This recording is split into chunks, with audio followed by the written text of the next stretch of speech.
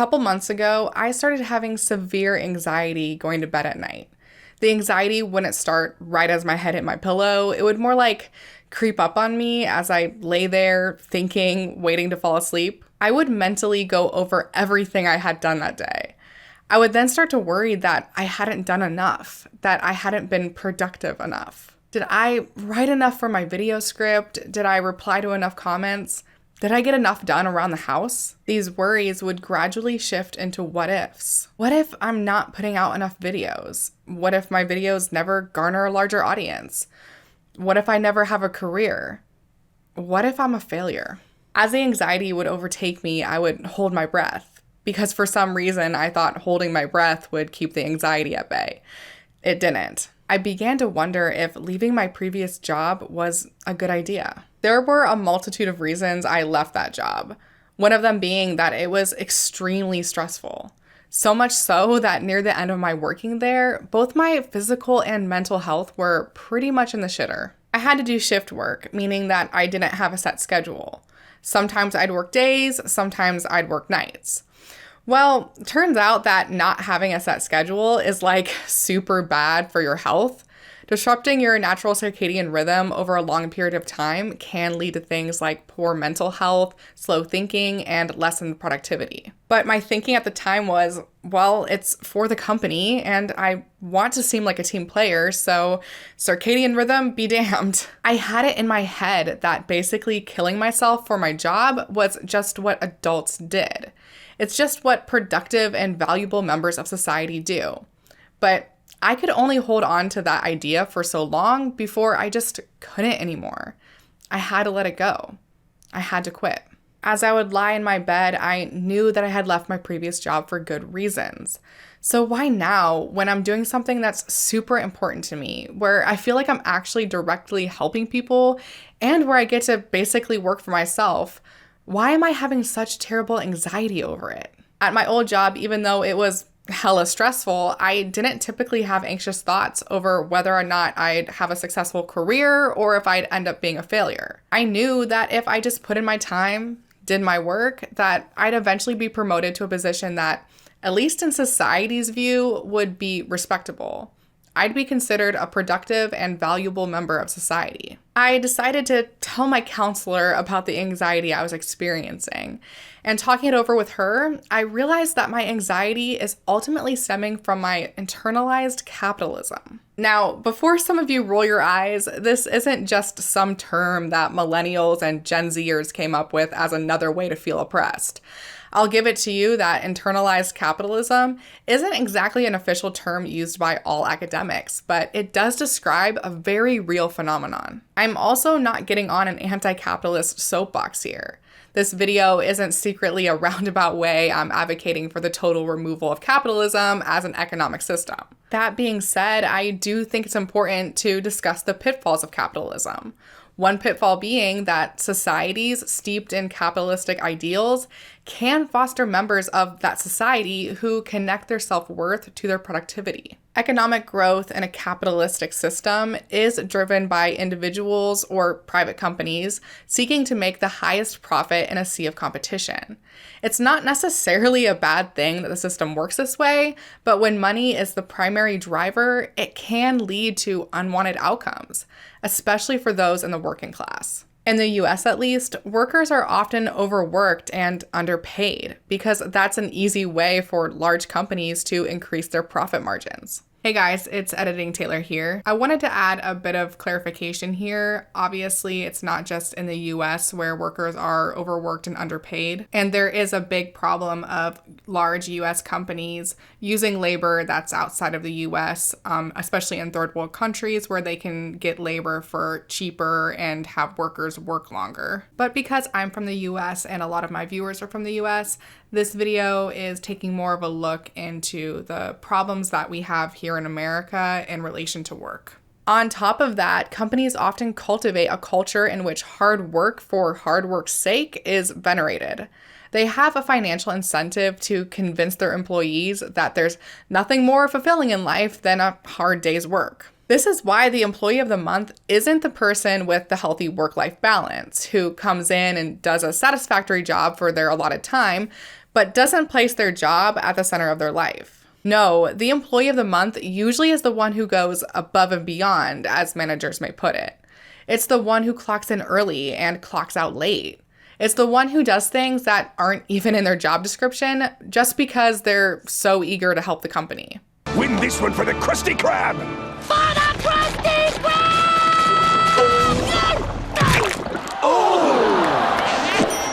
But who does this going above and beyond ultimately benefit? Them or the company? This mentality then seeps its way into our private lives. Why is it that when introducing yourself to new people, one of the first questions you're often asked is, so what do you do for a living? Not what do you enjoy doing? What are your passions? What are your hobbies? No, people want to know how you make money. They want to know how you're being productive. This is a symptom of internalized capitalism. Anders Hayden, a political science professor at Dalhousie University in Nova Scotia, describes internalized capitalism as the belief that you can't feel value in yourself for just being alive, for just being a human being. You have to be a human doing to have any value. You have to be constantly on your grind, constantly achieving something, constantly working in order to have any self-worth. The problem with this mentality is that it's unsustainable and doesn't necessarily lead to a happy and fulfilling life. Like I experienced firsthand, all it leads to in the end is total mental and physical exhaustion. And in my case, even after I quit my former job, partly because I realized this, I was still experiencing a lot of anxiety surrounding work because I was viewing my self-worth through the lens of capitalism. Recently, I came across a tweet that really got me thinking. I'm going to keep the author's name anonymous because I'm not completely sure if they'd want to show their username, but they tweeted the following. I feel sometimes the thing that is most lacking in the anti-MLM content I see is any real analysis of work culture and why so many simply cannot or do not want to work a traditional job. Too many glorify these traditional jobs without realizing how toxic these places can be. I think they're onto something with this tweet. I have spent the last year and a half of my life talking very publicly about the harms of multi-level marketing. But maybe I should also be talking about the harms caused by traditional jobs. Now, don't get me wrong, I still very much believe that working a traditional 9-to-5 job is a much better alternative to joining an MLM company. But I also think that there are major problems that exist in the traditional workplace that can push people to want to join something like an MLM. Many in MLMs will joke that job, or JOB, stands for just over broke. I used to clap back with, well, people with jobs at least earn a minimum wage, while 99.7% of those in MLMs make no money or actually lose money. While this is a true statement, it can unintentionally sound like I'm saying that the current federal minimum wage is something that is acceptable when it really shouldn't be. For those that do earn minimum wage, it is probably the case that they are just over broke, or more likely, are broke. Minimum wage in the US hasn't been adjusted in the last decade.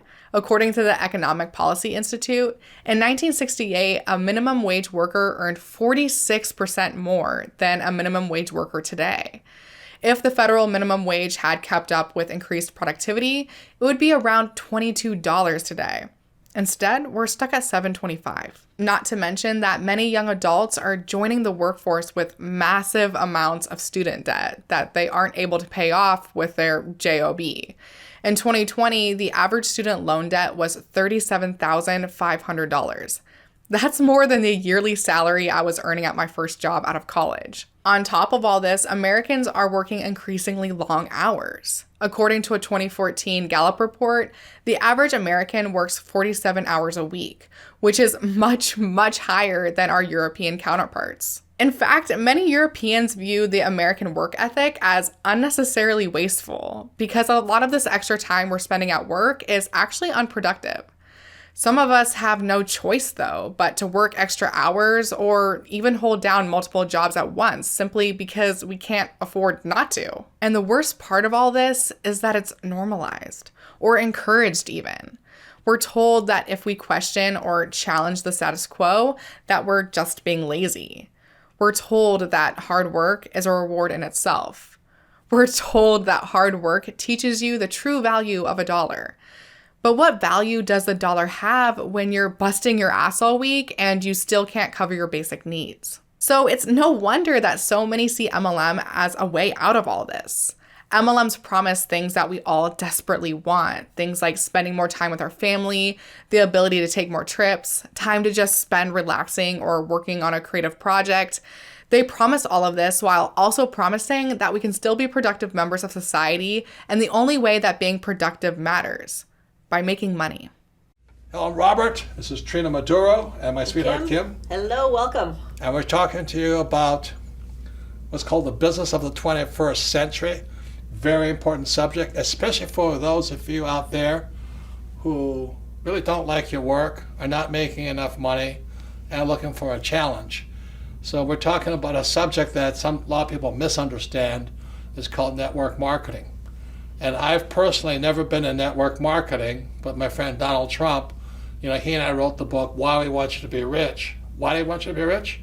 It's simply because if you're not rich, you're poor and middle class. I mean, the number of poor is increasing and middle class is decreasing. Our job requires us to work our life around that job.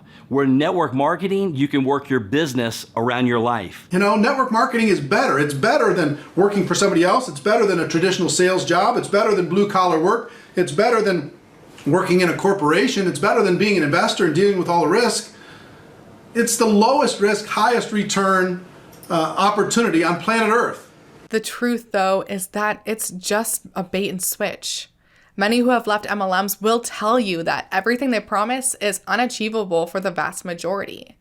Most people in MLMs don't ever see the time freedom or financial freedom that they're promised. If anything, the push to be productive in an MLM is even worse than what many experience in traditional jobs. Many who've been in MLMs say that even though they're working from home, they weren't actually able to spend more time with their partner or kids while they were at home because of the constant pressure to be on their phone or computer while working their MLM business. It was not good for me to hear from my spouse at the time that they were angry that I was spending so much time online or so much time on my phone trying to post social media posts and interact with complete strangers versus spending time with him. MLMs also encourage their reps to read tons of motivational books and listen to advice from motivational or business gurus. And a lot of this rhetoric is focused on how to keep yourself productive. Too much emphasis is placed on working hard and achieving goals. And they promote this message that if you're not achieving loftier and loftier goals, which are not just limited to work or business, but often pertain to various areas of life, that you're destined to live this life of mediocrity. You all know my friend Savy from Savy Writes Books. I've collabed with her many times on my channel. She's actually researched into a lot of these motivational books and MLM gurus. In some cases, she's even tried to live the life that these MLM gurus preach in her aptly named podcast, Your Morning Guru. So I thought she'd be the perfect person to talk more specifically about how MLMs utilize these kind of things to keep their participants on their grind. So I'm going to take a much needed break and hand it over to Savy. Taylor, thank you so much for having me on your channel again. You're always producing high quality content and I'm always honored to be a part of it. When it comes to both MLMs and other types of work and hustle culture being very present in our society, nowhere is this clearer than in the world of business and self-help gurus. If you guys don't know, I actually started a morning show that's devoted entirely to the study of the online influencer, business guru, self-help guru type of world. The show is called Your Morning Guru. I have a channel that it's on every morning at 8 a.m. Central, 9 a.m. Eastern. We stream live every morning. And we actually follow some of these gurus and their lives. We read through their self-help books and we try to see what we can learn from them. In a lot of cases, there's a lot of learning what not to do, but sometimes there's some interesting things we can glean as well. Especially in the first few weeks of the show, we chose a lot of the quintessential gurus who are the types we often see speaking at the MLM conferences. People like Rachel Rachel Hollis, Grant Cardone, Tony Robbins, people who often show up at a World Financial Group conference to tell everyone they just need to hustle harder and do a better job. But as we've seen, it's not just their multi-level marketing audiences that they're selling this hustle culture narrative to. It's everyone who reads their books. It's everyone who wants to follow their advice.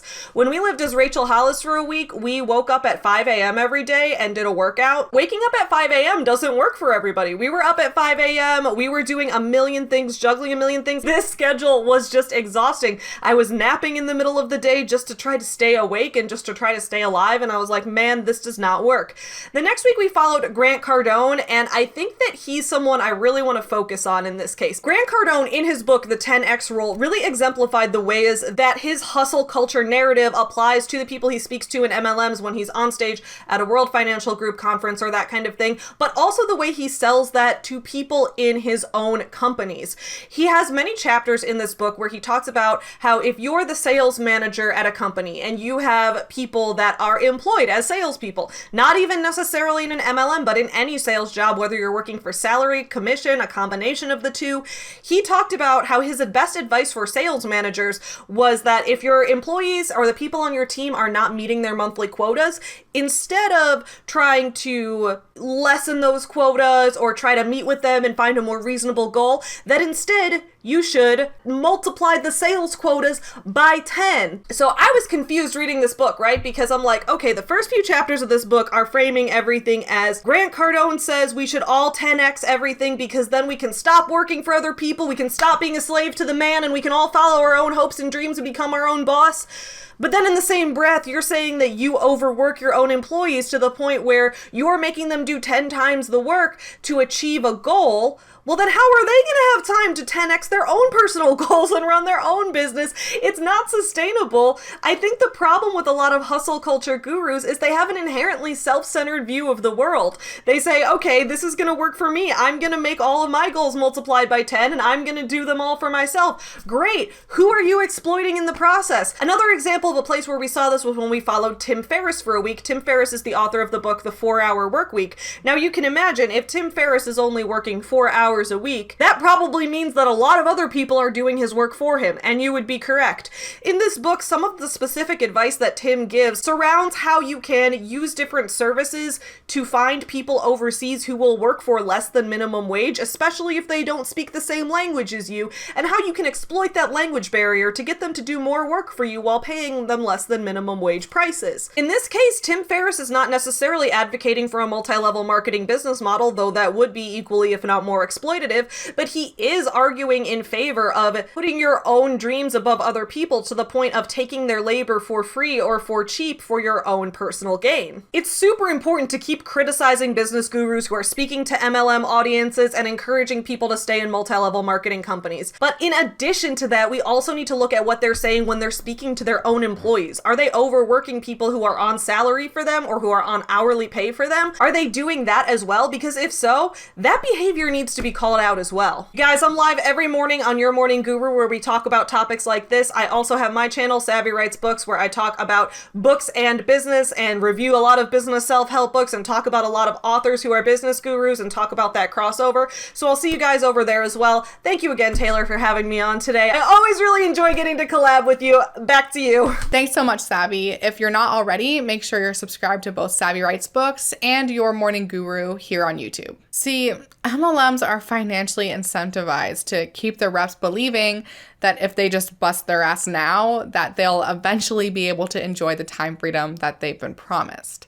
MLMs are literally businesses that make their money by convincing their customers that if they just work hard enough, they too can become business owners. And part of why I think this con works so well is because it hits on that internalized capitalism that many of us, whether consciously or subconsciously, experience. We have this ingrained belief that working hard and being productive always plays out in our favor, when in many cases, I think it can be demonstrated that this belief really works in the favor of the million and billion-dollar companies, whether they be MLM or not, that many of us work for. Moving forward, I'm going to try my best to make sure that when I'm discussing the harms of MLM on my channel, that I'm not inadvertently glamorizing traditional 9-to-5 jobs. Because MLMs suck, but 9-to-5 jobs can suck too. Obviously, with the system we have now, most of us have to work in order to live. That's just reality.